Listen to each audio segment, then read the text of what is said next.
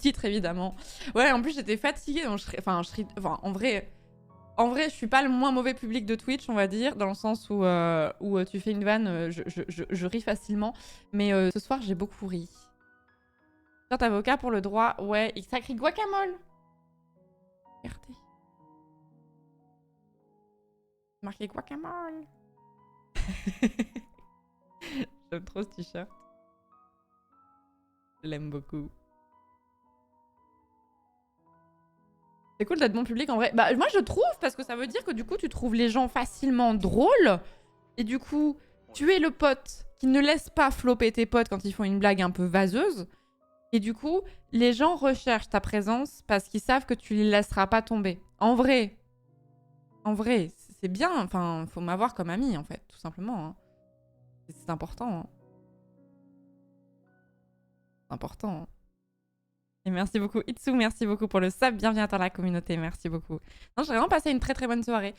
Et merci ça veut trop, merci beaucoup. Mais quand tu ris pas, ça fait mal à l'ego. Ah oui, mais bon, après pour que le rire ait une valeur, il faut pas non plus que tu ris absolument à tout, sinon les gens ils se disent bon bah de toute façon ça sert à rien, tu vois. c'est un juste équilibre, tu vois. Merci beaucoup Tyler Durden, merci beaucoup pour... Putain, j'ai envie de revoir ce film en ce moment. Merci beaucoup pour le 6e mois de sub, merci beaucoup. Rire, c'est bon pour la santé selon un dicton populaire. La meilleure sensation du monde, c'est quand tu ris tellement que t'en as mal au bide, mais vraiment genre physiquement fort, tu vois. Genre la personne, si elle te relâche une vanne, t'as l'impression que ça va exploser au niveau de tes abdominaux. Et il m'est déjà arrivé d'avoir des courbatures aux abdos après un fou rire. Genre ça m'est arrivé 2 fois dans ma vie, mais genre des vraies courbatures, hein. Genre un fou rire qui avait duré longtemps. Mais en vrai, Prends ça, Kong, sans la puissance. Oh. Il y a aussi l'autre étape où tu ris tellement et t'arrives tellement plus à respirer que t'as l'impression que tu vas vomir de rire. Accent aigu. C'est dégueulasse. C'est dégueulasse, mais la sensation, ça n'arrive pas souvent, mais ça vous est déjà arrivé. Vomi de rire. J'ai déjà fait des rots de rire. Merci Céline pour le 3e mois. Les crampes aux joues, ouais, ça marche aussi, ouais. Mais par contre, il y a un truc que je n'explique pas sur le rire, c'est à quel point les rires que tu dois pas avoir, genre c'est vraiment les meilleurs, ceux où tu peux pas exploser de rire comme tu as envie d'exploser de rire. Et du coup, tu dois être discret, notamment en cours, par exemple. J'ai des très très bons souvenirs de moments où t'es écroulé, mais tu peux pas tout lâcher, quoi. Ça m'est aussi arrivé à un enterrement. Let's go. Merci beaucoup Sam Fumi pour le 23e mois, merci beaucoup. Merci beaucoup. Merci beaucoup Florence pour tes lives. C'est Non, mais devenu mon RDV de good vibes et de détente Angle De Love. good Ta vibes. bonne humeur est contagieuse et ta commu est tip top Angle Hype impatient de beaucoup. voir ton projet céleste. Merci beaucoup Sam Fumi pour les très gentils commentaires et pour bientôt les 2 ans, merci beaucoup. Oui, notamment c'est le grand classique. Ouais, en plus je peux le raconter parce qu'en vrai, ça me fait toujours rire avec le recul. En plus c'était un enterrement important. Tu sais, c'est pas l'enterrement d'une personne que tu connais pas trop et tout machin. Donc c'était un enterrement important, donc il y avait pas mal d'émotions. Enfin c'était un moment triste quoi. Et au moment les croque-morts, enfin je sais plus comment on appelle ça, les personnes qui s'occupent de porter les cercueils, etc. Le mec se baisse et j'ai vu l'intégralité de sa raie. Son pantalon était trop petit et c'est genre vraiment descendu, porteur tout simplement. Ouais, voilà, c'est ça. Et bon, avec l'émotion et tout, t'es un peu stressé, t'es un peu tendu, etc. Et genre, j'ai vraiment vu, mais c'était pas un petit bout, tu vois. C'était vraiment, c'était vraiment un gros bout de la raie. Et l'avantage, c'est que je ne suis pas la seule à être partie en fou rire, donc c'était moins grave. On était plusieurs à l'avoir vu et ça nous a tous fait rire. En mode, en fait, c'était tellement... Genre, c'était tellement... un peu pathétique au moment d'un moment très fort, tu vois, que ça a tout relâché. T'as vu son trou ou bien... Bah, j'ai pas... j'ai pas lurké à ce point. Ça se trouve, c'est un héros qui fait exprès. Mais je me suis posé la question. Je me suis dit, peut-être potentiellement, tu sais, c'est son truc. Montrer son cul aux enterrements pour que ça relâche la pression et que les gens, ils se souviennent de ça, tu vois. Et la preuve, c'est que cette raie, je ne l'oublierai jamais de ma vie. Ça a un peu allégé le moment, tu vois. Peut-être que c'est compris dans son poste de travail, je sais pas, hein. Je sais pas, hein. Gouré peut lâcher la pression par le cul.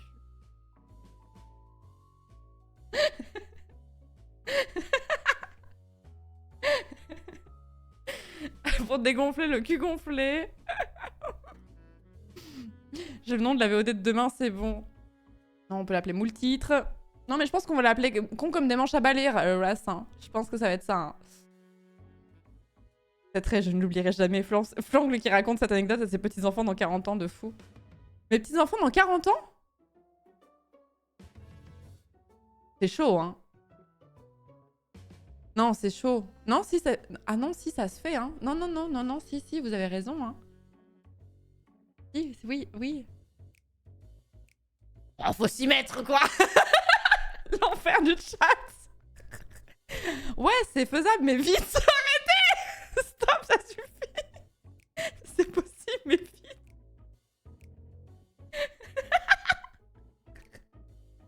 Mon chat devient toxique. Mon chat devient un banal gynéco qui n'a aucun chill. Allez, hop, hop, hop, hop, hop. Non, parce que... Hein? Tac, hein.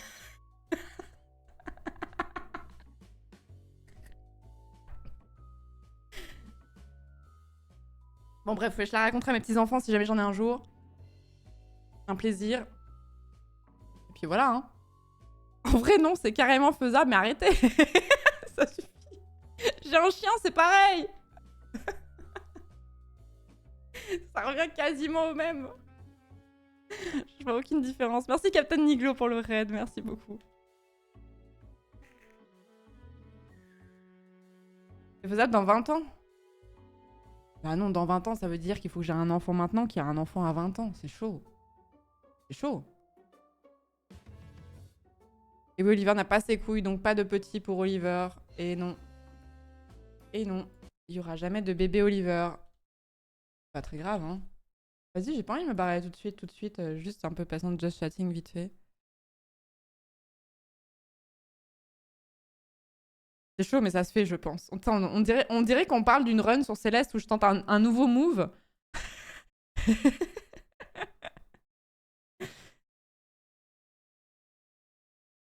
C'est cut la musique Ouais, c'est cut.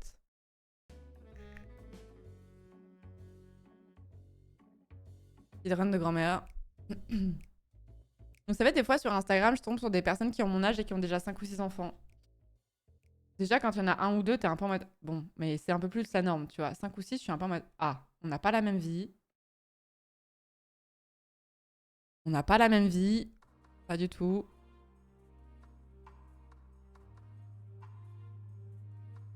On n'a pas le même Insta. Non, mais c'est parce que j'ai dig... je vous ai déjà raconté, j'ai dig le Insta catho, un peu catho ultra, genre mormon, etc. Et du coup, ces gens-là, ils prennent pas de contraception et ils se marient très tôt. Du coup, ils ont beaucoup d'enfants très vite. Et en fait, j'étais un peu fascinée par... tu sais, c'est un peu la même fascination avec laquelle tu regardes l'émission, genre Famille Nombreuse. Je sais plus comment elle s'appelle cette émission, mais... Il y a un truc de Famille Nombreuse et genre, je regarde jamais la télé, mais quand je tombe sur YouTube là-dessus, je peux pas m'empêcher de cliquer pour me dire à quel point j'adore ma vie. Je suis désolée. Je suis désolée. Non, mais... Ouais, voilà, les familles nombreuses et 11 enfants, j'en ai maté tellement. Oh là là. Non, mais c'est vraiment, c'est un petit reminder, tu vois, en mode profite. Tu te dis que c'est la merde, ça peut être encore plus la merde. Bon, généralement, quand on a 10, tu les as choisis, quoi, mais bon. Merci, Jagatai. Merci beaucoup pour le 7e mois de sub. Merci beaucoup.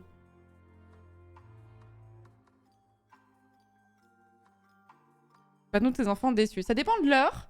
Là, on arrive à une heure où vous allez un peu vous transformer en gosse, effectivement, ouais.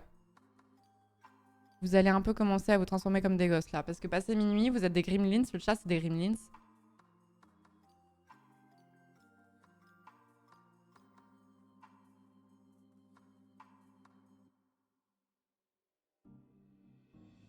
Ne pas me nourrir après minuit.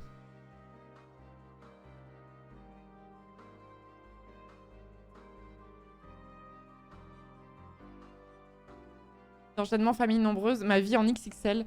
Puis maman est célèbre. Ah, ce que je connais pas. Puis les mamans. Puis on a échangé nos mamans. Toutes ces émissions me rappellent que mon père est toujours en train d'acheter des clopes.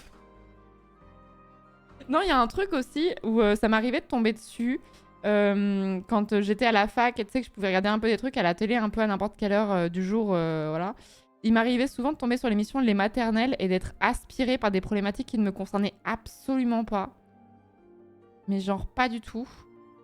Et je trouvais que l'émission était bien foutue. On peut pas être des gremlins si on se lave pas, c'est vrai. C'est vrai.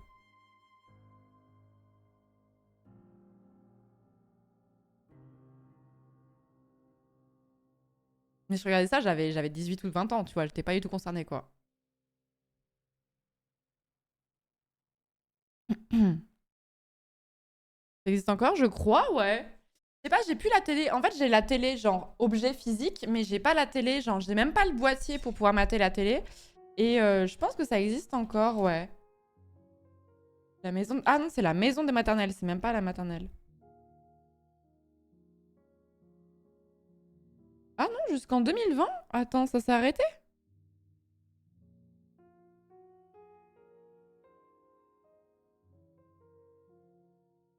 Non, j'ai l'impression que ça continue encore. Ouais, ouais, ça continue encore. Ça existe depuis 2001, la vache. Qui regarde la télé à part si t'as 50 ans? Moi, j'ai énormément de potes qui regardent encore la télé. Hein. J'en ai genre beaucoup, hein. Des gens qui regardent, qui regardent la télé. Moi, j'ai des potes qui regardent tous les soirs le JT à 20h. Hein. Genre en mangeant, tu vois. Là, tu sens la daronite, quoi. Et je suis sûre que dans le chat, il y en a vous êtes 2000, je suis sûre qu'il y a des gens qui regardent le JT tous les jours. Hein. Pour les 2000, c'est sûr. Je pense qu'ils sont pas nombreux, mais je pense qu'il y en a quelques-uns.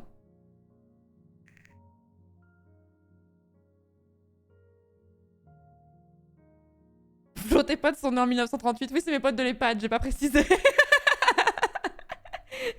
C'est mes potes de l'EHPAD. Non, le seul moment où je regarde la télé, c'est que quand je suis à l'hôtel, quand on est en OP, on se déplace souvent à Paris ou à Lyon. Du coup, moi, je vis à Montpellier, donc je ne peux pas rentrer chez moi, donc je vais à l'hôtel. Et souvent, en fait, je mets la télé vite fait quand je rentre et tout, voilà. Ou le matin, un peu pour me réveiller. Et du coup, je regarde deux trucs. Si je tombe dessus, je suis trop contente.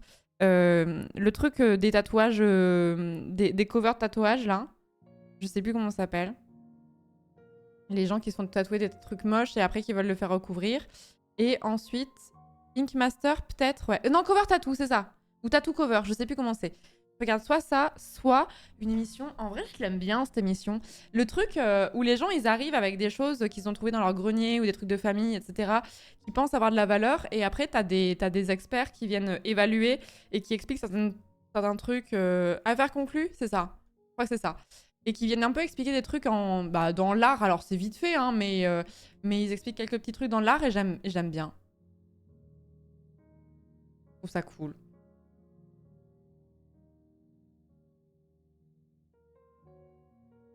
Truc de mamie, ça. Mais oui, mais vous savez que je suis une mamie dans l'âme, de toute façon. Un truc de jeune.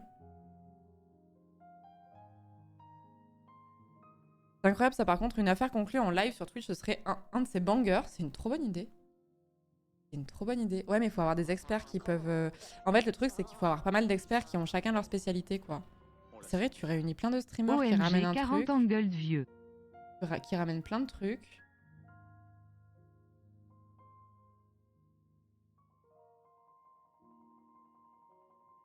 Merci beaucoup, Pleutre. Merci beaucoup pour le 40e mois de sub, OMG. Merci beaucoup. Merci beaucoup.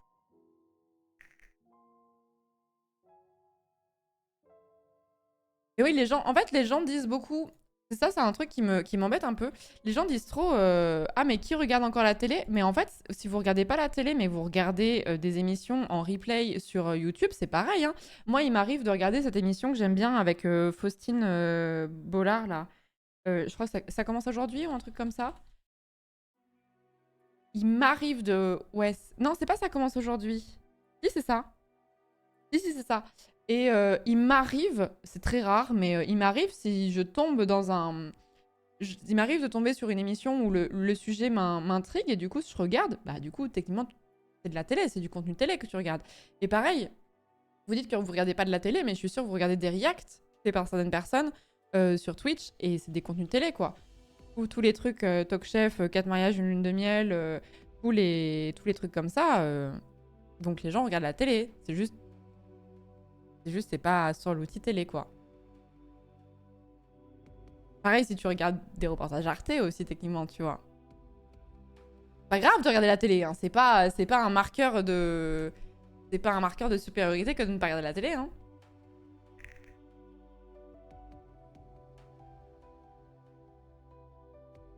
Les séries, c'est un peu différent.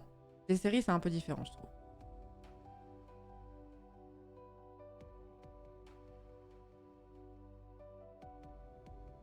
Pas devenu compliqué, les réacts télé. Bah, je sais pas, Chroma, t'en penses quoi?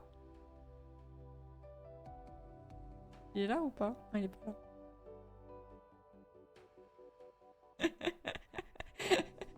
Non, c'est vrai qu'il y a pas mal de chaînes. C'est vrai qu'il y a eu une vague de gens qui se sont fait strike parce qu'ils ont regardé de la... Ils ont regardé des trucs, mais en fait, hein, tu vois qu'il y a des gens qui continuent de regarder, quoi. Capitale du Timor-Leste. Ah, c'est Timor-Leste. Moi, je dis toujours Timor. C'est Dili. Timor-Oriental, non? C'est la même chose? Timor-Leste et Timor-Oriental, c'est la même chose? Timor-Leste... Attendez. Ouais. Ouais. Ouais. Il est encore dans la MC Jail.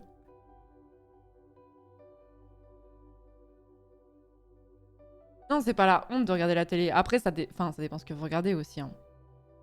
Parce que bon, se cogner à Nouna tous les soirs... La flemme, hein. La flemme.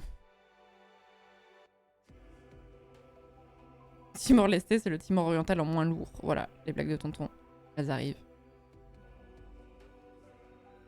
Le jour, j'avais aussi, quand j'étais à l'hôtel, j'avais regardé une vidéo que j'avais trouvée super bien. Enfin, c'était un truc à la télé. Aucune idée de l'émission sur laquelle c'était et aucune idée de la chaîne sur laquelle c'était.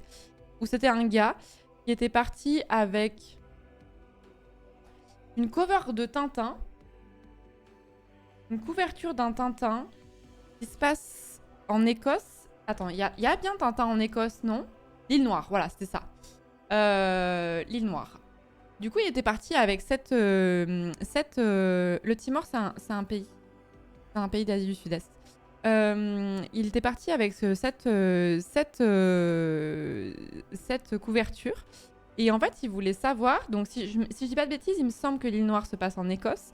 Et il était allé voir en Écosse si ce château existait vraiment. Et en fait, bon, c'est scénarisé, mais en fait, il le faisait un peu en mode road trip, en mode il allait parler à des gens qui disaient bah oui, ça ressemble à tel château, il allait sur place, et on disait ah bah non, c'est pas exactement la même chose, c'est pas la même époque, etc. Et tout. C'était un peu du GeoGuessr IRL. Et en fait, du coup, t'apprenais plusieurs choses sur Tintin, t'apprenais plein de choses sur l'Écosse en général, et j'avais trouvé ça... En fait, c'était plus un prétexte qu'autre chose pour aller en Écosse, mais j'ai trouvé que l'idée était vraiment pas mal, et genre, j'aimerais bien retrouver cette émission parce que je trouvais qu'elle avait un rythme qui faisait plus jeune et très internet compatible. Et genre, je saurais pas la retrouver. Tintin, Île Noire, émission télé. Ah oui, mais émission télé, c'est vrai qu'ils avaient fait la série Tintin, donc ça va être noyé. Ça va être totalement noyé. Hergé, c'est souvent inspiré de monuments réels. Bah, c'est pour ça.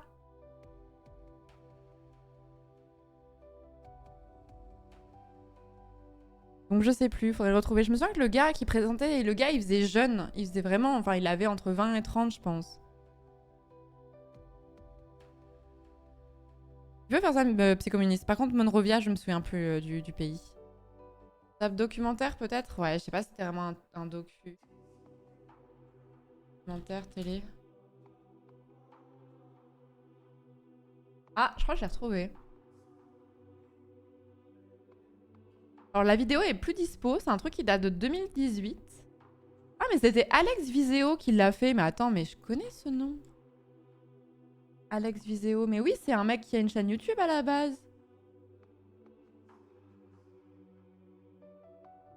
et qui est sur Instagram, etc. et tout, mais je crois même que je le suis. Il me semble que il fait beaucoup du contenu voyage, etc. Alex Viseo. Et du coup, il avait présenté cette émission de télé, donc je l'ai retrouvé. Alors le replay n'est pas disponible, mais c'était ça. Et bah du coup, je suis pas étonnée que le contenu, je le trouvais plus YouTube compatible parce que c'est quelqu'un qui vient d'Internet en fait. Tout simplement. Par contre, ça marquait 2018, hein, donc c'est un vieux truc. Hein. Mais je l'ai vu à la télé, c'était pas en 2018, c'était il y a un an.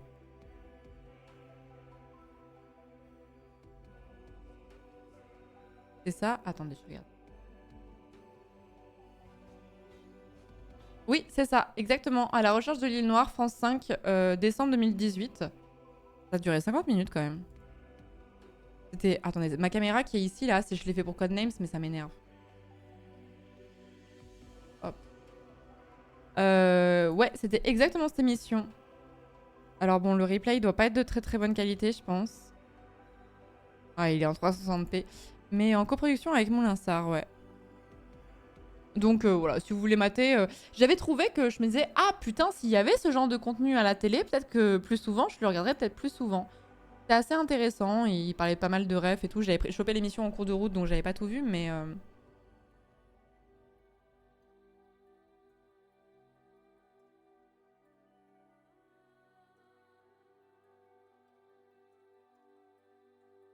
Ouais, en copro avec Mon Linsard, sinon c'est strike et procès direct, ouais, exactement.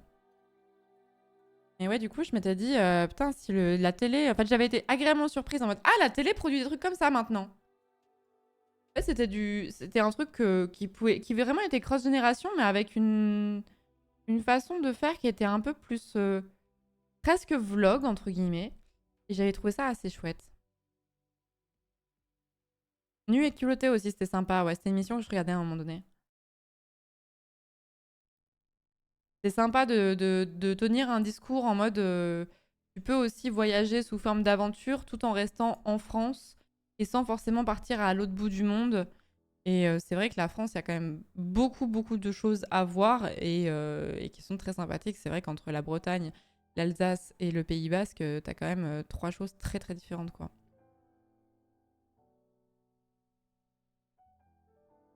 Rendez-vous inter-inconnus, ça existe plus, ça. J'irai dormir chez vous est très cool aussi. Ouais, bah ça, typiquement, c'est un truc qui a dû être uploadé à balle sur YouTube. Et ouais, il y en a beaucoup sur YouTube. Il s'est retrouvé dans des situations vraiment chaudes. Mais je crois qu'il le fait plus, hein. Antoine de Maximi, il me semble que J'irai dormir chez vous, ça n'existe plus. Hein.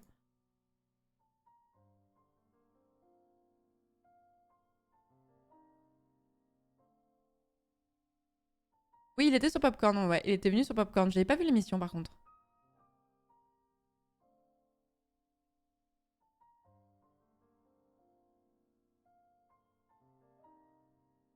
On cite beaucoup de trucs de France Télé, vive le service public. Oui, c'est vrai. Bah, Taratata aussi, par exemple, c'est une super émission, Taratata. Taratata, est-ce que c'est uploadé maintenant, de toute façon, il devrait y avoir une stratégie qui devrait uploader les vidéos au bout d'un moment. Taratata, ça a l'air d'être mis à jour sous forme de petites vidéos. Je crois pas que les émissions soient en entier. Si je mets populaire. Non, t'as pas les émissions. J'ai pas l'impression qu'il y a les émissions en entier, mais il y a quand même quelques petits trucs et tout. Et c'est quand même déjà bien, quoi.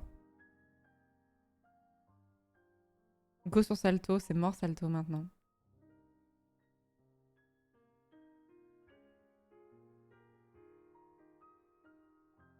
Prends ça, conque, sans la Et merci beaucoup Bam Bam GG, puissance. merci beaucoup pour le 4e mois de On le Prime, sent merci bien. beaucoup. Oui. Et merci Zekariel pour les 100 bis, je sais plus si j'ai remercié dans le doute, je le refais.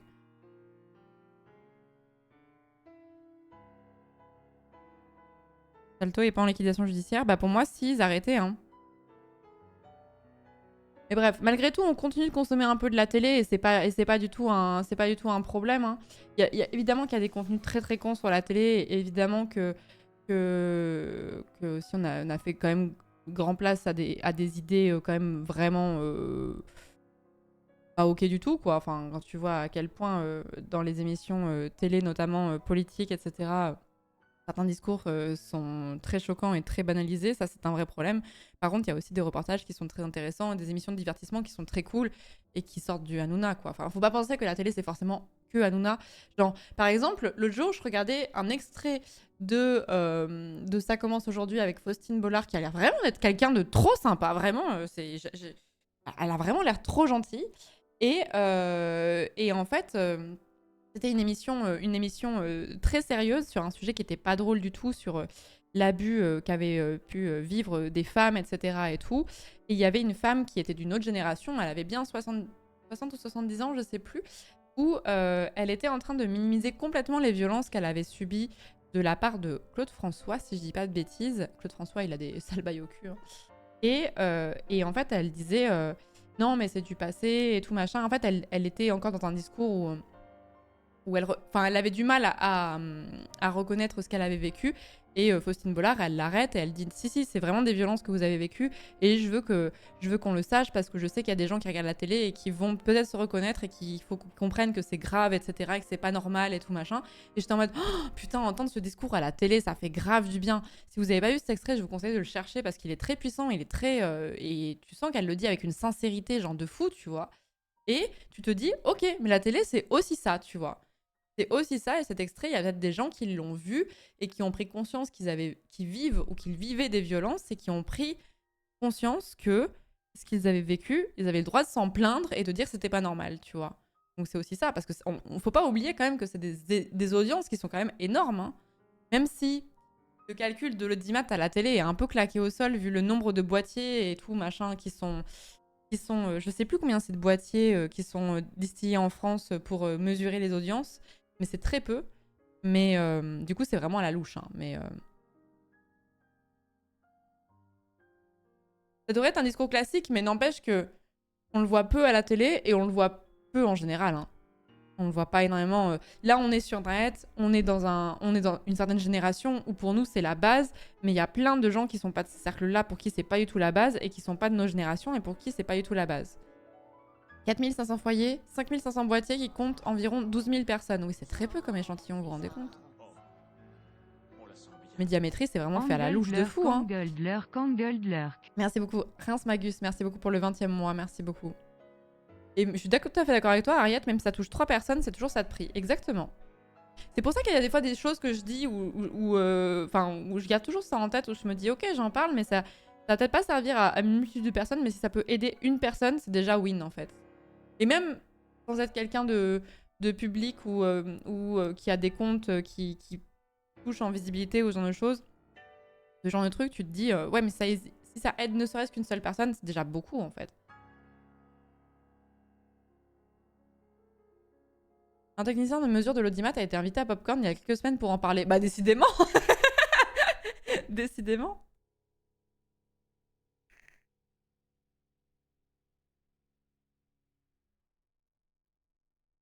C'est pas un maillot ABC, c'est un t-shirt, mais il date de...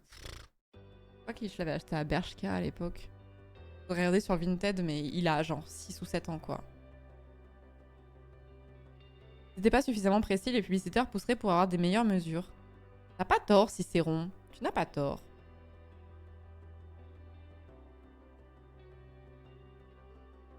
Ouais, voilà, c'est Thierry Moreau, exactement, ouais.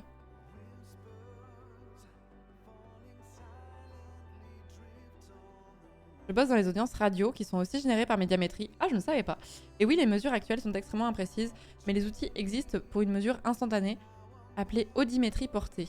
Le principal problème, c'est qu'on est à peu près sûr que ça va chuter les volumes d'audience et donc les publicitaires négocieront à la baisse. Ah, habile.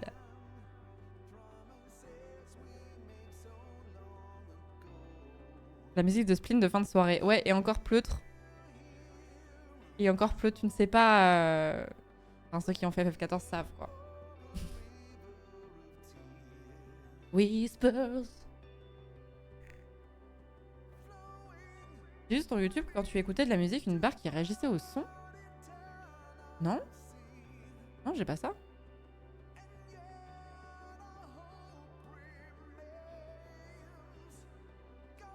Actuellement en train de jam en larmes avec cette musique. J'ai été contactée pour avoir un boîtier médiamétrie pour la radio. J'ai refusé parce que c'est giga relou en fait. Tu peux donner des détails, Larty, ou ça t'embête? Ça m'intéresse de fou en fait de savoir en quoi c'est relou. Merci Joseph pour l'année de sub. Merci beaucoup, c'est très gentil. Merci beaucoup. Du côté de la radio, la majorité des groupes sont d'accord pour changer les mesures d'audience, mais d'autres, principalement le groupe Énergie, mettent leur veto. Ok. Oui, j'ai fait peu de vidéos sur le droit, ouais. Ouais, je travaillais en même temps, j'étais encore étudiante, donc j'ai jamais été full-time sur la chaîne YouTube. Heureusement, il y a les chaînes du Vortex. Il y a la chaîne du Vortex où il y a eu aussi quelques vidéos en plus, mais...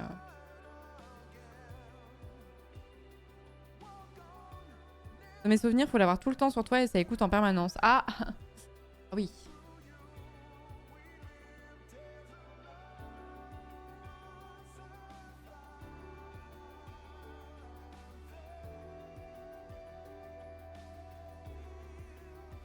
Gentil Running Colors. Ah, c'est un bon souvenir le Vortex. Ça me paraît loin maintenant, mais c'est un bon souvenir. Ça me paraît loin parce qu'entre temps, bah, je streamais déjà quand j'ai fait les vidéos du Vortex, mais je streamais pas, j'étais pas du tout dans cette optique d'être streameuse à plein temps. Et maintenant, je le suis. Et du coup, je me dis, putain, il s'est passé tellement de choses. Merci beaucoup, Orion. Merci beaucoup pour le Prime. Bienvenue dans la communauté. Merci beaucoup. J'ai été contactée plusieurs fois pour les sondages médiamétriques qui viennent en complément des boîtiers. Je l'ai fait une fois. J'ai passé un quart d'heure à répondre aux questions. Mais du coup, je me pose la question quand il y a des gens qui viennent te poser des questions en sondage par téléphone par rapport à ça. Est-ce que du coup, tu dis que tu regardes pas la télé ou que tu n'as pas la télé chez toi, est-ce qu'ils raccrochent ou est-ce que t'es comptabilisé là-dedans et que tu fais baisser les moyennes du coup? Parce que si on se base seulement sur les gens qui regardent la télé, déjà ça réduit... Enfin, c'est clair ce que je raconte ou pas? L'erreur type en statistique, c'est inversement proportionnel à la racine de la taille de l'échantillon. 5000, c'est pas si gros. Il est tard, là. Hein. Il est tard, vous utilisez des mots compliqués, hein.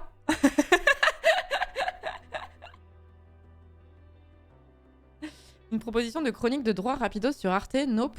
En fait, c'est faire de la vulgarisation, ça demande énormément de travail parce que tu es obligé d'en savoir plus que ce que tu vulgarises, pour aller plus loin, pour être sûr de ne pas faire d'erreur et de faire trop de raccourcis. Donc tu es obligé de, par rapport à ce que tu dis, versus ce que tu as appris, décortiqué, etc., ça va beaucoup plus loin. Et du coup, même une toute petite chronique demande du temps. Et moi, je suis quelqu'un de vraiment rouillé, c'est-à-dire que déjà, ma formation juridique, elle est plus ou moins périmée, parce que j'ai été diplômée en 2018, si je dis pas de bêtises. Donc c'était déjà il y a 5 ans, putain. Déjà il y a 5 ans et le droit en 5 ans il a beaucoup évolué. Donc il y a beaucoup de choses que je n'ai pas forcément suivies. Je ne pratique pas et quand tu ne pratiques plus tu perds de fou très très vite. Mais ça vaut pas que pour le droit, je pense que ça vaut pour beaucoup de métiers. Mais ça, en tout cas c'est pour ce dont je parle, c'est vraiment un métier où tu vas perdre énormément très vite et qu'il y a des connaissances que tu vas oublier, ça s'entretient de fou. Et voilà, et je pense qu'il y a des gens qui sont beaucoup plus pertinents que moi pour maintenant pour faire du droit en fait. Pour parler de droit sur Internet en tout cas. Après, il y a des droits qui sont plus constants que d'autres, c'est-à-dire que le droit de la famille est moins souvent réformé que le droit du travail par exemple. Le droit du travail est extrêmement réformé, vous avez des réformes vraiment, c'est à plusieurs fois par an quoi. Le droit de la famille, c'est plus stable. Tu as obtenu ton diplôme, tu as le droit d'exercer. Non, j'ai jamais été avocate, j'ai jamais passé. En fait, j'ai un master. Quand je dis j'ai été diplômée, j'ai un master 2, donc un bac plus 5 en droit, mais je n'ai jamais été. Je n'ai jamais passé l'examen du barreau. Je m'y étais inscrite et j'y suis pas allée. Et du coup, je ne peux pas exercer en tant qu'avocate. Pas du tout. Dans le dev, en quelques années, tu dois tout revoir. Oui. Ah ouais, dans le dev aussi. Je pensais qu'il y avait des constances. Oui, l'arrêt de mention sur Orange, ça s'oublie pas. Par contre, lancer de nain, ça ne s'oublie pas. On ne peut pas s'oublier. C'est compté, oui, si tu regardes... Alors, on est sur deux sujets en même temps. C'est compté, donc, pour quand je disais, si tu dis que tu regardes pas la télé. C'est compté, oui, si tu regardes pas, faut le dire. Les questions, c'est est-ce que tu as regardé la télé tel jour, entre telle heure et telle heure sur une télé, un tel tablette ou PC, et la personne me répétait à chaque question, si vous n'avez pas regardé, dites-le. Ok. Non, c'est pas de la flemme. C'est pas de la flemme, c'est juste que le milieu de la vulgarisation est un milieu qui est très dur, je trouve. dans le sens où tu as toujours des gens qui ne vulgarisent rien mais qui te disent que tu devrais faire autrement. Donc t'as un peu les travaux, enfin t'as un peu les inspecteurs finis, les inspecteurs des travaux finis qui arrivent et qui débarquent en disant oui mais t'as pas été assez précis, t'as pas été assez, là t'as fait un raccourci, bah oui je fais de la vulgarisation, je fais pas un cours en amphi tu vois. Et je trouvais ça un peu dur à vivre sachant que c'était des professionnels du droit, du coup t'as pas envie que les gens pensent que tu racontes n'importe quoi, donc c'était un peu compliqué à vivre et c'est énormément de boulot et surtout sur des thématiques qui étaient souvent pas qui était pas joyeuse quoi, hein. Enfin ça dépend sur quoi tu bosses hein, mais c'est vrai que je vous avouerai que quand j'ai fait ma dernière vidéo qui est sortie sur la chaîne qui s'appelait qui parlait de la justice populaire, on parlait de la Ligue du LOL, on parlait des call-outs sur les réseaux sociaux, etc. C'était pas évident à bosser comme sur cette vidéo, c'était pas évident quoi, c'était des thématiques, on parlait de thématiques un peu lourdes quand même quoi. Donc, je suis très contente que ce soit pas mon quotidien parce que je pense que je serais pas mal déprimée en vrai, hein. Mais la vulgarisation, vous avez du gatekeeping de fou par rapport à ça et t'as vraiment des gens qui vont prendre des cas de fer. Alors je parle du droit pour ce que je l'ai connu, mais je sais que ça vaut pour toutes les disciplines et je trouve ça un peu pénible et je trouve ça un peu dur quand c'est des professionnels de ta discipline qui te disent que t'as fait de la merde et qui te disent pas que t'as fait de la merde parce que t'as fait une erreur factuelle, mais ils sont un peu en mode moi j'aurais fait mieux, mais je vais pas le faire, tu vois. Donc c'est un peu pénible. Dans le dev, ça évolue très vite. Par exemple, je suis dev sur un langage particulier. Il y a aussi son environnement, les frameworks, ce qui est déprécié, les bonnes conduites et nouvelles tech. En vrai, tu n'es jamais réellement totalement à la page, à moins de sacrifier toute vie perso, ce que je vous déconseille bien entendu. Merci beaucoup pour les commentaires de cette vidéo. J'en suis très fière de cette vidéo en vrai. Elle a pas énormément marché. Alors je sais pas combien de vues elle a maintenant. Putain, ma chaîne elle apparaît même plus quand je tape angle droit. Maintenant ça tombe que sur... Ouais mais si je tape angle droit, vulgarisation... Je galère à trouver ma propre chaîne. La vidéo, elle a fait 95 000 vues, ce qui est pas dégueu, hein, mais elle a fait 95 000 vues en 4 ans. Ah non, elle est sortie en novembre, on doit dire en 3 ans et demi. Donc, c'est vraiment pas des stats horribles, hein. Mais... Oh putain, il y a un commentaire que j'avais pas envie de voir sous la chaîne.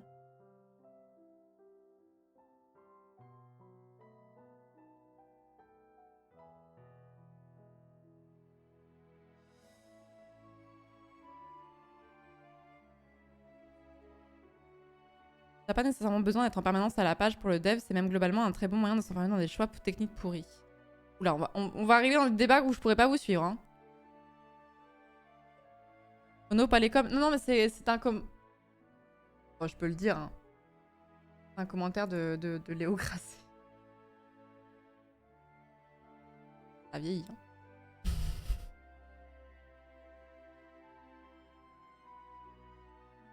Je m'en souvenais pas. Mais du coup, elle a fait 95 000 vues, donc c'est pas du tout catastrophique, hein. C'est des très bonnes stats, hein. Mais voilà, ça m'avait un peu miné. Et puis, et je suis pas sûre que j'aurais pu vivre de cette chaîne, quoi qu'il arrive, en fait. Je pense que ça aurait été très compliqué parce que je pense que les sponsors auraient été compliqués. Je sais pas.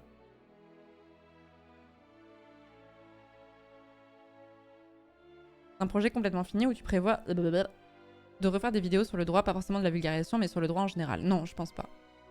Non, je pense pas.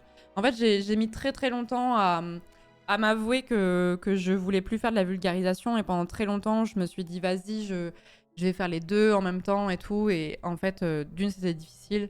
Et c'est pas si niche que ça comme sujet en vrai. Mais en vrai... Je pense que je suis beaucoup mieux là où je suis et je pense que je suis mieux entourée. Je pense que je me prends moins la tête et que je suis moins angoissée en étant streameuse qu'en étant youtubeuse.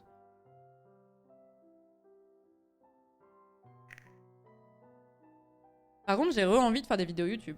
Ça, par contre, c'est pour ça que j'ai fait la vidéo, enfin que je veux faire la vidéo dans de la rando dans la Vanoise, là, justement. C'est que j'ai envie de faire du montage, j'ai envie d'expliquer des choses, de faire un contenu plus écrit, parce que la force de Twitch, c'est que c'est un contenu qui est très spontané, qui est très, qui peut demander de la préparation suivant comment vous le faites en amont, parce qu'il y a des gens qui travaillent leur stream en avance. Hein. Quand tu vois des streams de Maudit, par exemple, Maudit qui vulgarise de la sociologie, etc. Elle a quand même un background de formation, mais je pense qu'elle travaille aussi beaucoup en amont, qu'elle prend beaucoup de notes, qu'elle fait beaucoup de recherches, etc. Donc elle doit beaucoup bosser là-dessus en dehors de ses streams. Je sais pas, on n'a pas discuté, hein, mais ça m'étonnerait pas du tout que ce soit le cas. En tout cas, il faudrait lui demander. Je pense qu'elle répond même souvent à la question. Mais je pense que ces streams demandent plus de préparation que quand tu lances sur Elden Ring ou ce genre de choses, tu vois. Qui est pas un problème, hein. Ce qui n'est pas un problème, hein. Faut peut-être aussi arrêter de se dire que les gens qui bossent énormément, c'est forcément la chose à faire et que c'est forcément un modèle de vertu. Hein. Mais oui, je pense que je suis plus heureuse là que... Oui, voilà, je pensais aussi à Karim qui prépare aussi beaucoup ses streams, je sais. Ouais, voilà, rien que sélectionner ce qu'elle va dire et tout, ouais, c'est... Mais du coup, j'ai envie de faire du contenu plus écrit, plus travaillé, plus créatif. Plus créatif. Est-ce que tu as pas retrouvé l'envie, justement, parce que c'est plus ton gagne-pain? Bah, à l'époque, quand je me suis lancée sur Twitch, je pense que je pouvais plus gagner ma vie avec YouTube qu'avec Twitch. Et maintenant, c'est totalement l'inverse. Vivement première et son lot de petits crashs réguliers. Arrête, Badis, me porte pas la poisse. Ouais, Gotos par exemple. Ouais, Gotos par exemple fait une hebdo d'actu jeux vidéo. C'est beaucoup plus préparé que lancer directement un jeu. Oui, bien sûr, mais il y a des gens qui préparent de fou leur stream. Ça dépend de ce qu'on fait. Et c'est très bien qu'il y ait des gens qui fassent des lives très spontanés et qui demandent pas beaucoup de temps de préparation. Ça crée une autre ambiance. Et c'est très bien qu'il y ait aussi des streams plus préparés. Enfin, l'un n'empêche pas l'autre aussi. Hein.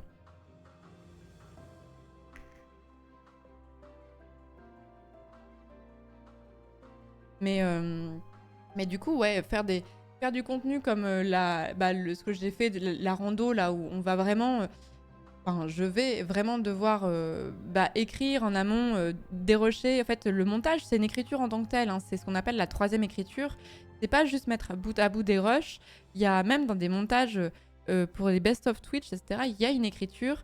Sur une vidéo comme ça, va d'autant plus y en avoir une. Et c'est très important, quoi. Et du coup, ça me plaît de fou. Et ce sera pas la seule vidéo, parce que quand je voudrais...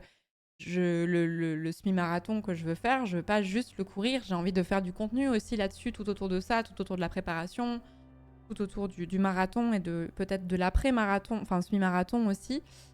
Et troisième, c'est quoi la deuxième? La première écriture, c'est forcément l'écriture du scénario, du script, de tout ce que tu veux. La deuxième écriture, ça va être le tournage, parce que le tournage ne se passe pas exactement comme prévu. Il y a toujours des imprévus, il y a toujours des moments où la façon que tu as de poser ta voix, la façon que tu as de filmer, de poser ta caméra, de régler l'éclairage et tout, va être une écriture et une grille de lecture supplémentaire. Donc c'est pas l'écriture qui va forcément, j'allais dire, le plus changer les choses. Bah si, parce que tu te bases sur ça. Mais voilà, du coup, il y a plusieurs stades d'écriture. Et entre ce que tu as imaginé, ce que tu écris, ce que tu tournes et ce que tu montes, il va y avoir 4 versions différentes. Voilà.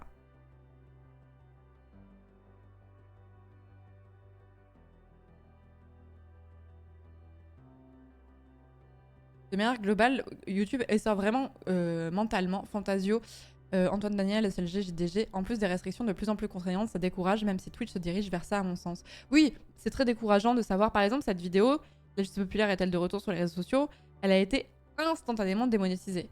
Et je trouvais ça un peu démoralisant d'avoir autant travaillé sur cette vidéo pour en fait en toucher aussi peu d'argent, de toucher zéro dessus en fait.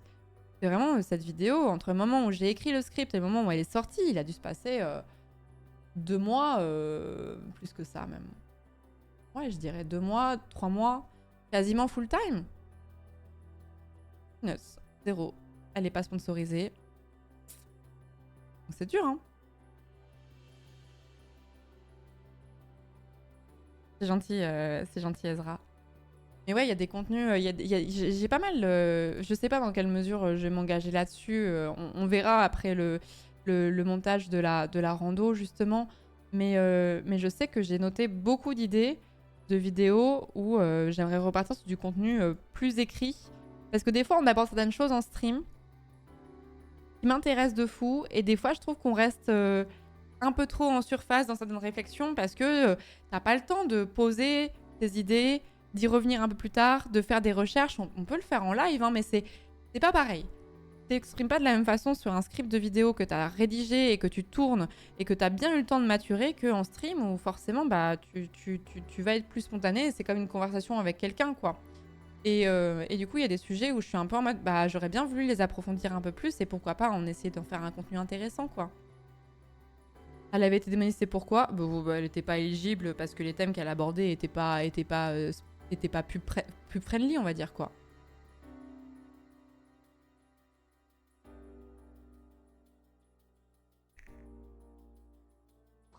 Ça parlait de harcèlement, ça parlait de violence sexuelle, ça parlait de MeToo, ça parlait de sujets très lourds. Et du coup, bon, bah, les annonceurs, Salut ils ont pas envie d'être associés à ça, quoi. C'est mes montagnes. Bien à toi. Merci Biker pour le 37e mois. Merci beaucoup.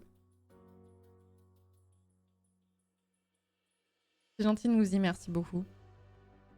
Pour avoir fait un podcast dans le cadre d'un cours à l'université, une avait une idée de base qu'on voulait transmettre sur les risques des cyanobactéries dans les lacs. Ah, c'est un truc dont j'ai parlé sur Instagram, ça. Les cyanobactéries, j'en parle du coup juste avant, je finis ton message après, mais les cyanobactéries, ce sont des algues un peu bleu-vertes qui se développent sur les eaux stagnantes, donc notamment les lacs et tout ça, et qui peuvent tuer votre chien. Donc s'il boit ou se baigne, ça peut tuer un chien très très vite si jamais il se baigne. Donc quand vous allez, il va faire chaud, quand vous allez vous balader avec votre chien vers un point d'eau, essayez de voir s'il n'y a pas des présences de cyanobactéries. Ça... Généralement, en fait, il y a des contrôles qui sont faits, donc tu peux avoir des affiches. Tu as des groupes Facebook aussi qui en parlent. Moi, je suis une page genre alerte cyanobactéries ou un truc comme ça. Ça sort aussi des fois dans la presse. Donc faites vraiment attention quand vous avez un point d'eau à regarder l'eau et à protéger votre toutou et à lui empêcher la baignade si vous avez le moindre doute. Parce que ça peut vraiment être très dangereux. Donc j'en parle parce que les cyanobactéries, j'ai appris très tard ce que c'était. Et je me dis, heureusement que je l'ai su avant qu'il y ait un problème. Bref, donc les problèmes des cyanobactéries dans les lacs, et au final, avec les interviews qu'on a conduits, puis le montage, notre idée principale s'était un peu modifiée, c'est normal. Et le propos final ne ressemblait pas exactement à ce qu'on avait imaginé. Ce sont les différentes étapes, écriture, tournage, montage, qui ont changé la teneur finale du podcast. Ouais, bah c'est exactement ce que j'expliquais, Miracle. Tu l'expliques avec un exemple très précis. Mais c'est très agréable de voir que ça évolue, justement. On la sent bien. Ton idée, elle évolue, elle mature entre-temps. Il faut juste savoir, au bout d'un moment, se dire « Ok, on s'arrête là ». Parce qu'en fait, on pourrait encore continuer à faire évoluer le projet. Mais il faut mettre un stop au bout d'un moment. Et ça, je trouve ça très dur. Et ça, c'est un truc que j'avais comme défaut. Où j'avais du mal à m'arrêter et me dire « Ok, il y a un moment où il faut avancer. » Et voilà. À quoi ça ressemble des cyanobactéries? OMG les 4 mois. Trop bien les sciences. Je suis en plein euro de fin d'année car je me suis rendu compte un peu tard que la pharmacie me convenait mieux que la médecine. J'espère que ça va bien se passer. Des bisous à tout le monde. Voilà à quoi ça ressemble des cyanobactéries. Donc là, elles sont très intenses. Là c'est vraiment, c'est très dense, mais des fois, c'est pas aussi évident. Et vous voyez, il y a des images de toutou, et du coup, c'est des gens qui sensibilisent justement pour les chiens. J'en avais parlé sur Instagram, et j'en parle régulièrement en live sur Twitch, parce que c'est un truc que je trouve qui est un peu méconnu. Même pour les humains, c'est pas ouf, hein, mais... Normalement, il y a des affichages, hein, mais bon, faites gaffe. Le son des alertes vient de Cusco. Merci beaucoup, Kip. Merci beaucoup pour le 4e mois de sub. Merci beaucoup et merci Palmier Nain pour le 7e mois. Merci beaucoup, vous êtes mignons. Merci beaucoup. T'es parti en pharma du coup, plutôt qu'en médecine? Moi j'ai des amis qui sont en pharma et qui s'épanouissent beaucoup dedans, donc force à toi.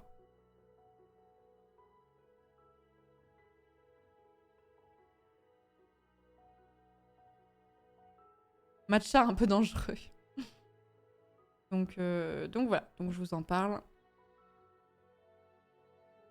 C'est pas avec ça qu'on fait la spiruline. Oh, je n'ai aucune idée.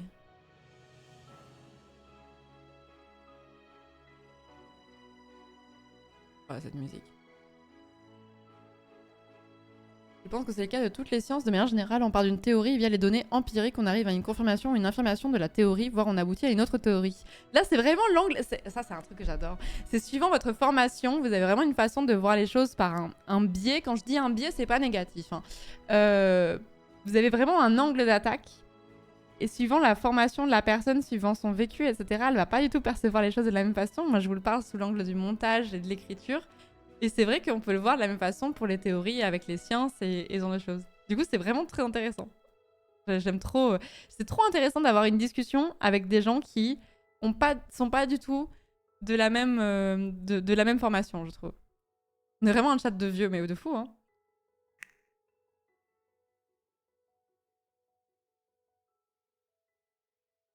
Quel logiciel de montage conseillerais-tu? Celui avec lequel tu es à l'aise. Beaucoup de gens utilisent Premiere et je sais que de plus en plus de gens essaient DaVinci. Je sais plus si DaVinci est gratuit ou pas. Après, pour débuter, moi j'ai commencé à apprendre les bases du montage sur Final Cut. Sur Final Cut, je crois. J'avais fait iMovie, je crois. J'avais un Mac à l'époque. Donc j'avais essayé de monter sur iMovie au tout départ. Ensuite, je suis passée sur Final Cut Pro, il me semble. Il me semble que j'ai monté des vidéos sur Final Cut Pro. Et ensuite, je suis passée sur Premiere. Et alors, Premiere n'est pas gratuit, il faut payer la licence Adobe. DaVinci l'est, visiblement, suivant le chat. Vegas, ça fonctionne toujours? Ouais, je crois, ouais. J'ai jamais essayé Vegas. Tu vas faire le montage du projet Céleste toute seule? Bah, je sais pas. Je sais pas, parce que j'ai plus d'une vingtaine d'heures de rush. Je ne me vois pas déléguer le dérochage parce que j'étais sur place et je sais ce qui est important. J'ai en tête les éléments, je sais ce qu'il faut que je fasse, etc. Donc je me dis que le dérochage, il faut que ce soit moi. Par contre, le montage... Quel était le pourcentage de chance que cette trappe débouche ici? Merci beaucoup NitroSearch, merci beaucoup pour le raid. Bienvenue à vous, vous faisiez quoi de beau? Merci beaucoup. Je sais le ton que j'ai envie d'avoir dans la vidéo, donc j'ai des idées assez précises. Sauf que la charge de travail est telle que je n'arrive pas à me rendre compte, je n'arrive pas à quantifier le temps que je vais devoir passer là-dessus. Donc... passer de Final Cut à Premiere parce que Final Cut avait ses limites et que j'étais sur ordi portable, donc un ordi, c'était un MacBook Air à l'époque. Et alors c'était un vieux, donc il était puissant, mais il n'était pas non plus archi puissant. Et quand je suis passée sur un PC Tour, Premiere c'était plus simple. J'étais sur Céleste, ah, trop bien, en train de chasser les fraises dorées en attendant de finir l'apprentissage du NI%. Bravo. Bravo. Je veux pas juste superviser, ben... Le truc, c'est que j'ai envie de faire du montage. Le problème, en fait, mon problème, vous voyez, dans la vie, c'est que j'ai beaucoup de choses à faire et que je me suis rajouté une tâche de fou qui va me demander énormément de temps. Mais le problème, c'est que j'ai envie de la faire parce que j'ai envie de me dire, c'est ma vidéo. Et si je la monte pas au moins un petit peu, j'aurais pas l'impression de me dire, c'est ma vidéo. Alors que si, techniquement, oui, c'est moi qui l'ai imaginé, c'est moi qui me suis dit, ah, j'ai envie de faire ça. J'ai plein d'idées que le monteur n'aurait pas eu, mais c'est un peu pour ce côté en mode renouer avec cet exercice qui me manque. Donc voilà. Non, j'ai pas trouvé de fraises malheureusement.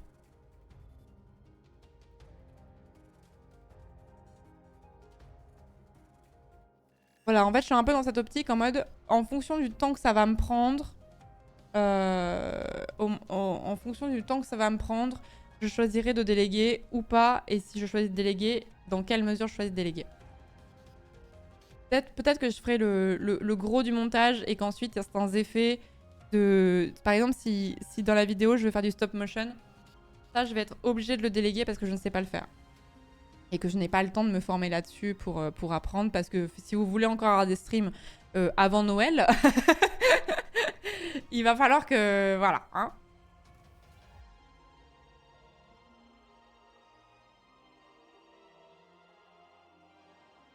En vrai, la phase de montage, c'est tellement perso. La déléguée, c'est dommage quand on a vraiment une vision précise pour la vidéo. Bah, c'est pour ça. C'est pour ça. Donc, on verra. Pas du stop motion. En fait, c'est pas du stop motion. Non, je vous parle du... Motion design, pardon. Je suis fatiguée. Du motion design. Pas du stop motion. Non, stop motion, c'est comme je faisais à l'époque, petit à petit. Non, motion design, plutôt. Non, on n'a pas utilisé drone pour filmer, pour le coup. Pas utiliser de drone parce que ça demande des autorisations vraiment tarabiscotées pour en avoir. Le bruit du drone, ça fait énormément de bruit et j'y vais dans une optique d'expliquer qu'il faut protéger la faune, la flore, etc. Donc le but, c'est pas de déranger les marmottes et les bouquetins avec un gros bruit de drone, vous voyez. Ça aurait été très stylé, mais ça aurait été archi stylé d'avoir des vidéos de drone. Mais d'une, ça voulait dire qu'il fallait le porter sur 4 ou 5 jours. Et je pense qu'on peut faire des très belles vidéos sans drone pour autant. Mais j'avais pas envie de déranger pour une vidéo YouTube ces bestioles-là non plus, tu vois. Et les autorisations, elles sont vraiment... C'est compliqué. Hein.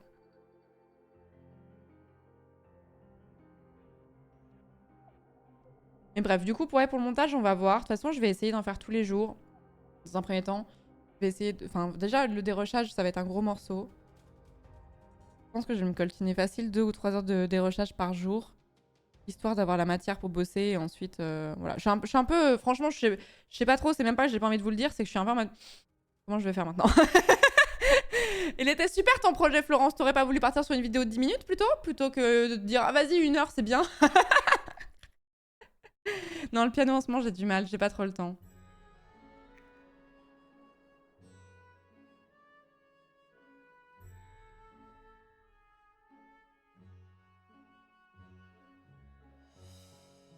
Côté réglementation, c'est normalement interdit de voler en drone dans un parc naturel sauf autorisation. Oui, mais on a rencontré des gens du parc, donc on aurait pu demander des autorisations, mais elles sont très longues, on n'aurait pas été sûr qu'ils nous les donnent. Et donc c'était vraiment... C'était beaucoup de démarches pour quelques plans, sachant qu'encore une fois, il aurait fallu le porter, le drone.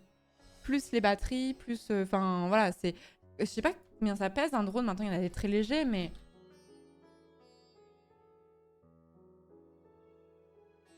Là, je vois entre 250 et 900 grammes. Ouais, mais ça fait quasiment 1 kilo. Hein. Il y en a qui pèsent 4 kilos.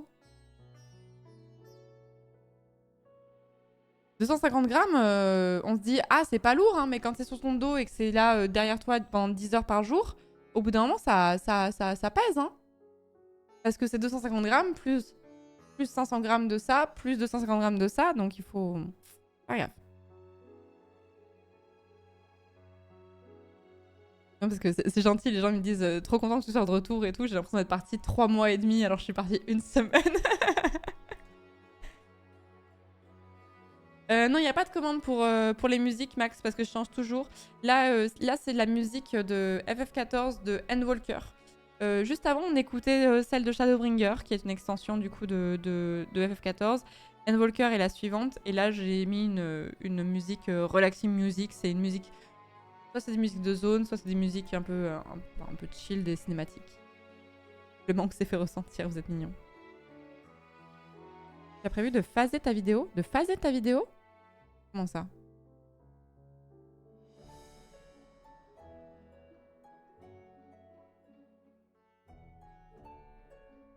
Ouais, je suis partie longtemps en temps internet, c'est vrai. De chapitrer? Ah, ce sera sûrement chapitré, ouais. Tu bosses quoi au piano ces temps-ci? Rien. En ce moment, toute mon énergie actuelle va être consacrée à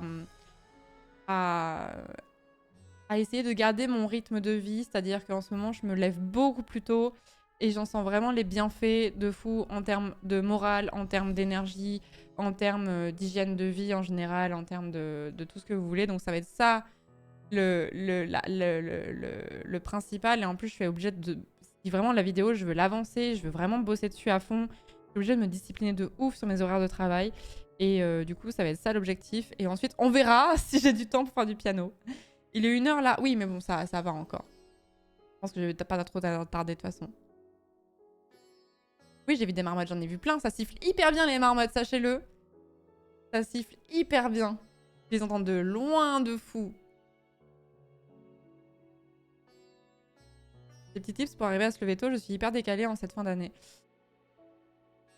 Si c'était simple, ça ferait longtemps, j'aurais réussi à me recaler. Là, c'est juste qu'on se levait tous les jours à 7 h pour aller marcher. On était crevés à 23 h minuit, donc on dormait et rebelote le lendemain.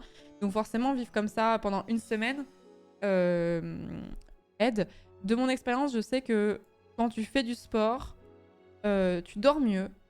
Du coup, t'as un sommeil plus récupérateur et du coup, c'est plus facile d'aller te coucher et c'est plus facile de te lever le matin parce que t'as de l'énergie tout le temps. En fait, c'est un peu paradoxal et un peu contre-intuitif, mais faire du sport, t'as plus d'énergie. T'es moins fatigué quand tu fais du sport. Bon retour Flo. Mais sur le coup, c'est pas évident. Merci beaucoup Xaou Taxo, merci beaucoup pour le 26e mois.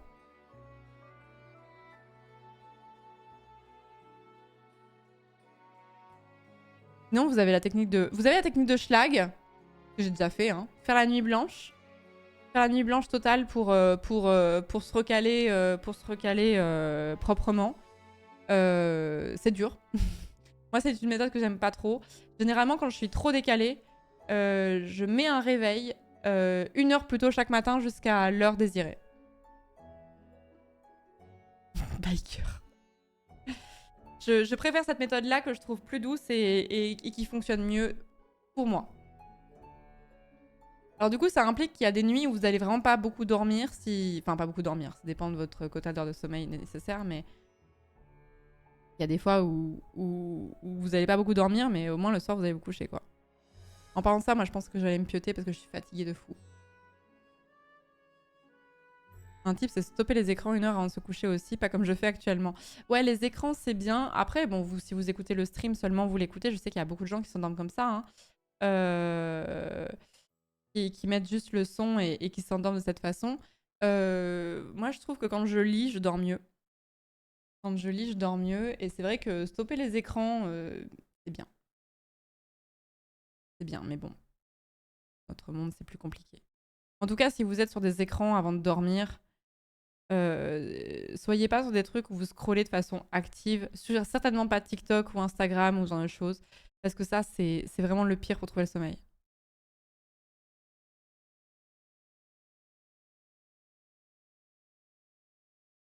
Le kit YouTube qui marche jamais mais qu'on réessaie quand même au cas où. Ah, moi, la nuit blanche, je sais que ça marche pas, hein.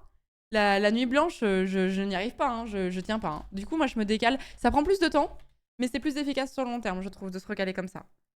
Et ce que je fais, c'est que moi, avec mon rythme décalé, je me mets 1 heure de lever où je ne dois jamais dépasser cette heure-là. Genre, quoi qu'il arrive... Oh là, putain. Quoi qu'il arrive, à 13-14 heures maximum, il faut que je sois debout. Suivant les périodes, mais je ne suis jamais au-delà. Même quand j'ai fait une insomnie, même quand... Et même 14 heures, c'est rare, en vrai. Même 14 heures, c'est rare. 8 heures, c'est super, je pense, avant de dormir. Un bon conseil.